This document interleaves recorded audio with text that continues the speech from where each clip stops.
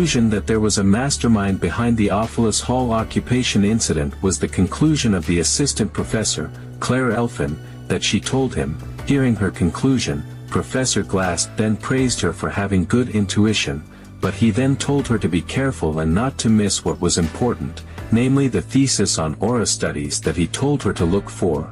Claire then got scared when she saw the professor emitting a dangerous aura. She then frantically said that she would immediately prepare it tomorrow morning. Offalis Hall, Faculty Building.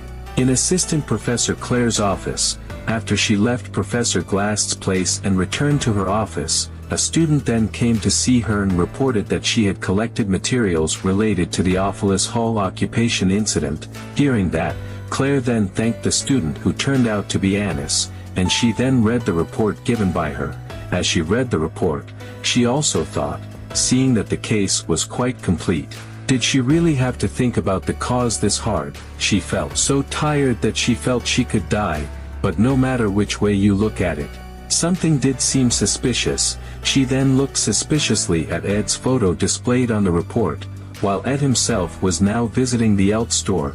Seeing him there, Lortel then apologized for forgetting to prepare the contract. She was not focused. She then asked Ed to just visit again next week. As a form of apology, she had provided tea and snacks. The magic engineering supply had been prepared, so he could take it at the counter. Ed understood, but he then confusedly asked, "Isn't her work attire usually not like this?" Hearing that, Lortel then said that today there would be an important meeting, so she dressed more neatly. She also asked him, what did he think of her current appearance? Hearing that, Ed instead asked about the important meeting. Lortel could only be embarrassed about it, but she then could only laugh resignedly at his insensitivity. Lortel then changed the topic and asked, was the construction of his cabin complete? Ed replied, it was in the final stage. Hearing that, Lortel then asked, did that mean he needed furniture now? Ed confirmed that, but the items in her shop were all too expensive for him to buy. Hearing that, Lortel said that she couldn't give them to him for free either. Giving away the items she sold for free was against merchant ethics. But Lortel then broke the chair there and asked, isn't wood processing his specialty? Since this chair was broken and couldn't be sold, so she would throw it away tomorrow. Ed could only be surprised at her action. He understood what she meant, but he said that it was too expensive. But Ed then accepted it and thanked her. Lortel smiled happily at that. She also asked, how come his expression didn't change at all? She then walked over to him, and sat down at the table near him. She then recounted the incident. Honestly, it was kind of a gamble for her. She also knew that Ed never looked at her as a woman from the beginning, but Lortel said that Ahe looked at him as the opposite sex, just like he thought. She asked for this just because of her selfish desire. Hearing that, Ed also said that he understood what answer she expected, but Lortel said that she didn't think he would give her an answer in the first place, as he knew she didn't involve herself in a fight that she couldn't win. Now, he might look unconcerned, but one day, she was determined to make not only herself feel like this. She still smiled seductively even though her victory was assured, just like when she was cornered.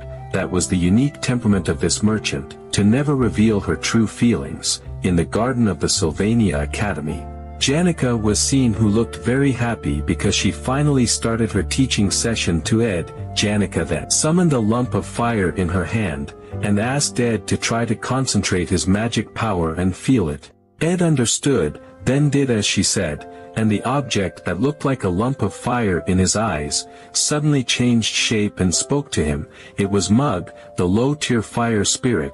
Mug then introduced itself and said that it was an honor for it to make a contract with him, based on the agenda of the regular report meeting last week, regarding the proposal for the selection of his contracted spirit.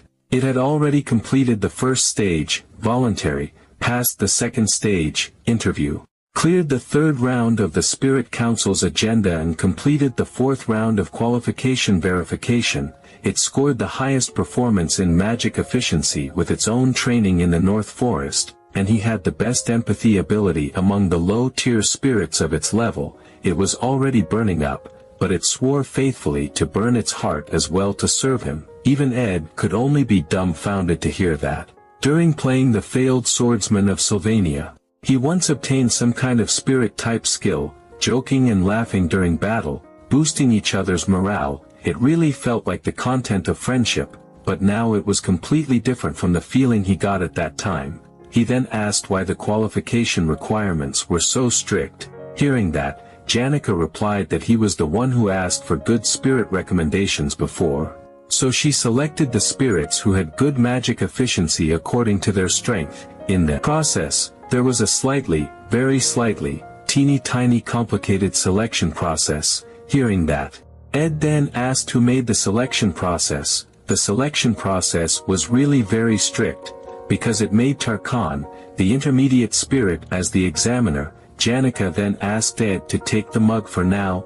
Ed understood, and when he had held it, he felt warm. Hearing that, Janica then explained, when he resonated with the contract spirit, he could feel its physical strength or magic without having to manifest it completely.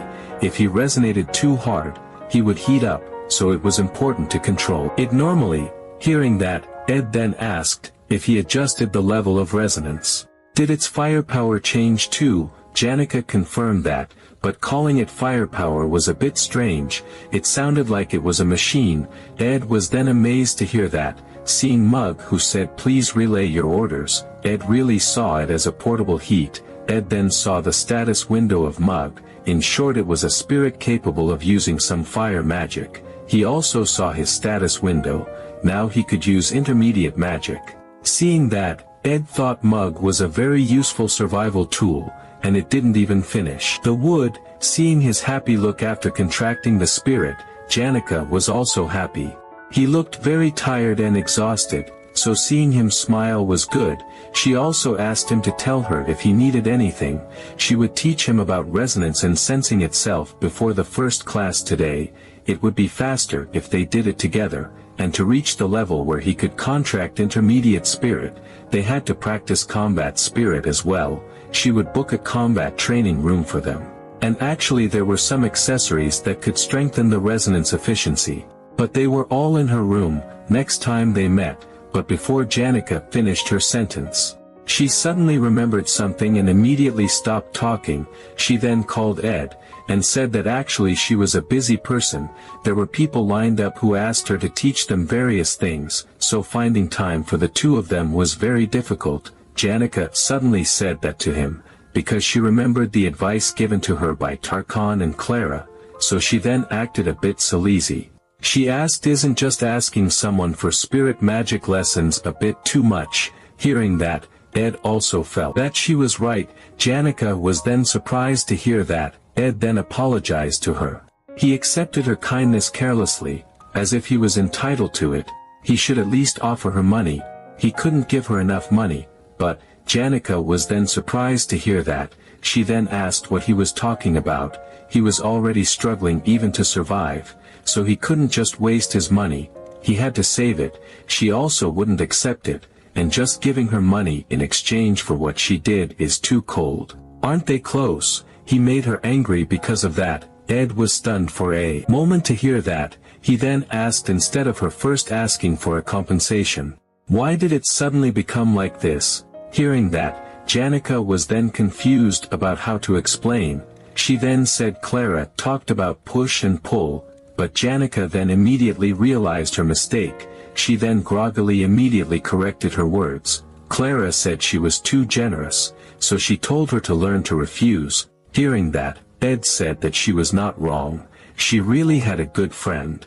With a blush, Janica said that she was not like this to anyone. She then said she would tell him more next time. The next time they met at the combat training room, she would determine the time and tell him. She also said she would bring good accessories for him. If he needed a resonance exercise book, she asked him to just let her know, and Janica then said goodbye and left, because the morning class was about to start. Seeing that, Ed then raised his hand as a farewell. After arriving at his cabin, Ed then worked on the magic engineering supply he got from Lortel. He obtained the advanced crafting skill magic engineering. An advanced crafting skill slot has been consumed. The magic engineering supply he got from Lortel had a simpler structure than he thought, which made it quick to analyze it. he finally learned the proper advanced skill. He then lit the fireplace using ignition. He would use the mug when the fuel ran out, and vice versa. He would use the fireplace when its mana ran out. He could warm up the temperature steadily now. His living environment is now guaranteed to be stable. This fact made him very relieved. It felt like a burden from his heart had been lifted. Looking at the moon shining in the night sky, Ed finally realized that it was already this late. He then thought that he should check the traps first.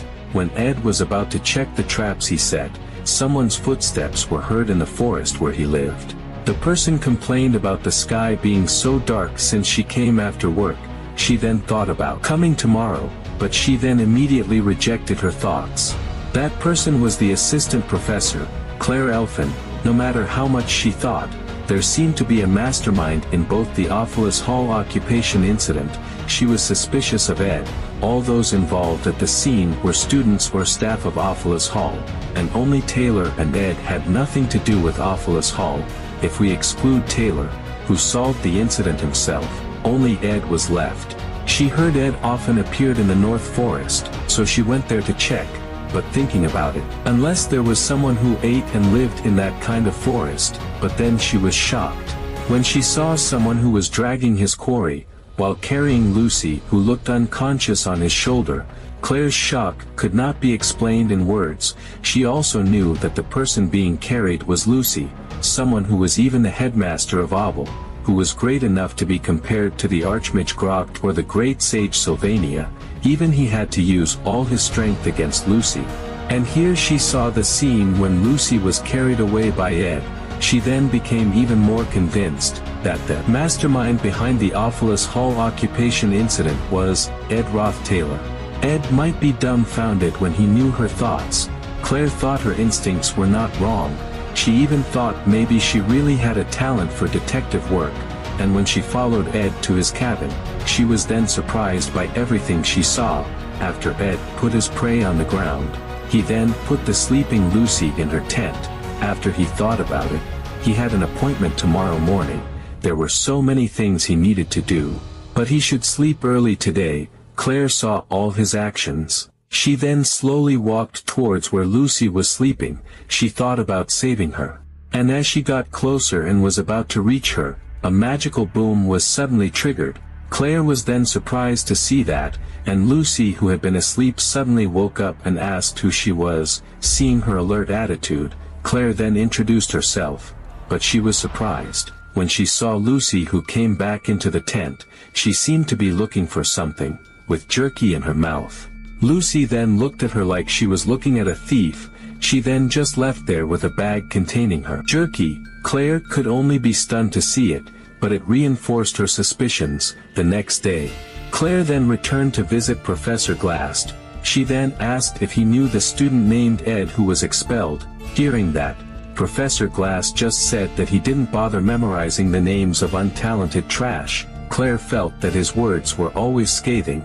She then said he definitely knew a student named Lucy. Lucy Merrill was conquered by Ed and made her unable to use her powers. They were investigating a suspicious situation in Oculus Hall, but before that, somehow she went to the North Forest first. Hearing that, Professor Glast certainly didn't believe it.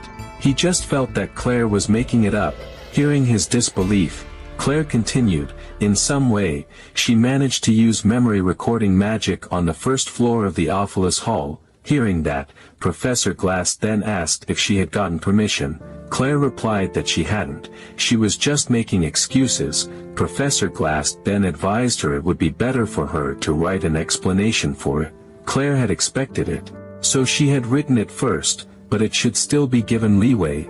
Claire then asked Professor Glast to see what was recorded by her memory recorder magic. Seeing Ed sitting posed like that, Claire felt he looked like a mastermind. Professor Glast was silent. Hearing that, he then asked, "Is that all?" Seeing his disbelieving look, Claire then tried to convince him again. She had mentioned it earlier. Ed was carrying an unconscious Lucy. Professor Glast asked if he was just moving Lucy, who was asleep. Hearing that, Claire was really made silent. She then could only walk out of the room with a look of depression. She also heard the voice of Professor Glast, who told her to make him a report. It made her even more depressed. When Professor Glast saw the memory recorder magic, he then remembered something. It was also seen in the report. Ed tried to stop Taylor's group, but they immediately broke through. Taylor, who was born in the path of a sword saint, Elvira, who was born with natural insight as an alchemist. With those two students, there was no way an ordinary human like Ed had a chance. But he was then surprised when he watched the recording further, seeing the scene when Ed cut the chandelier using the wind blade. Professor Glast was then seen pondering. While suspicion was directed at him, Ed himself was now testing the weapon he had just crafting. The weapon was in the form of a dagger. The effect of the dagger sticking into the ground caused a powerful explosion to the surrounding area. Ceremonial dagger.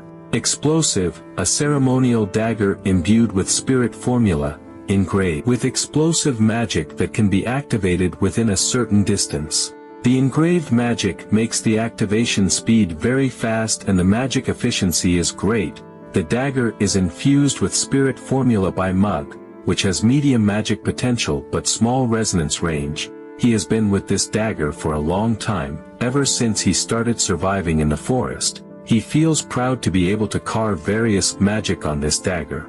Mug said the spirit formula has been incorporated quite smoothly.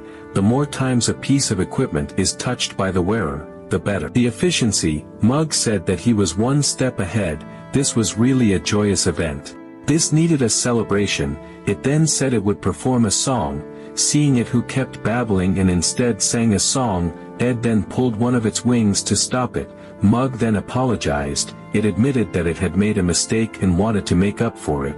This was really embarrassing. The most embarrassing part was, it didn't know what its mistake was. It then begged Ed to tell it its mistake, and it would reflect and improve itself. But Mug was then surprised when Ed suddenly called it. Ed then told it to talk. The spirits who had left the mortal realm and took the path of low-tier spirits improved their phase by making a contract with the spirit sorcerer and receiving magic power. For a spirit sorcerer like Janica, it makes sense that low-tier spirits are willing to make a contract with her. But, Ed then asked, isn't this a bit strange from the beginning?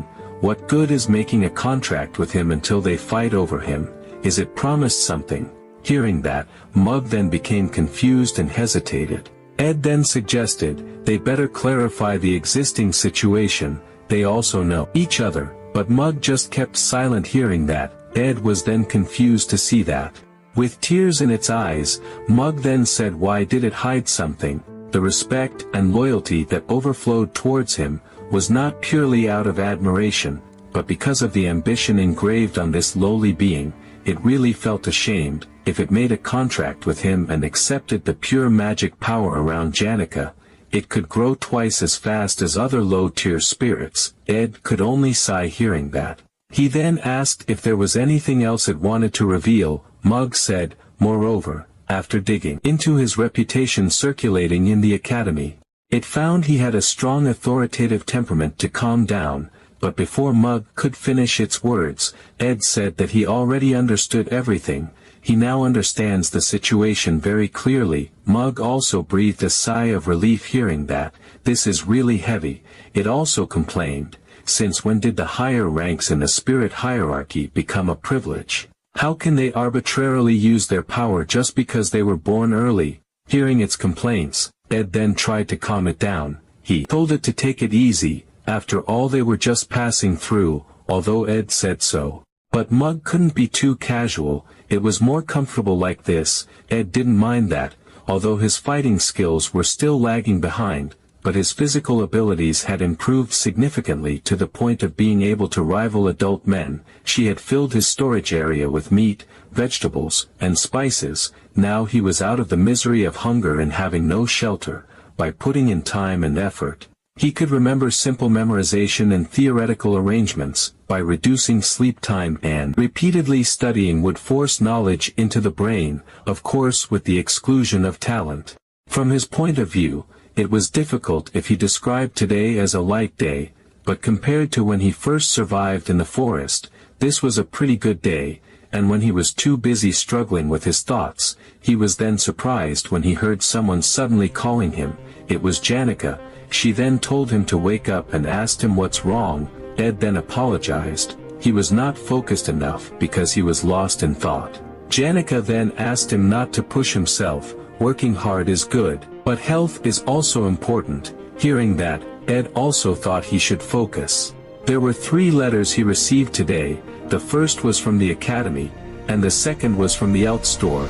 None of the contents were interesting, but the third letter had to be read carefully. It was proof that the plot had undergone significant changes. The current episode revolves around the main event of Act 2, the negotiation for the purchase of the Sage's Scroll.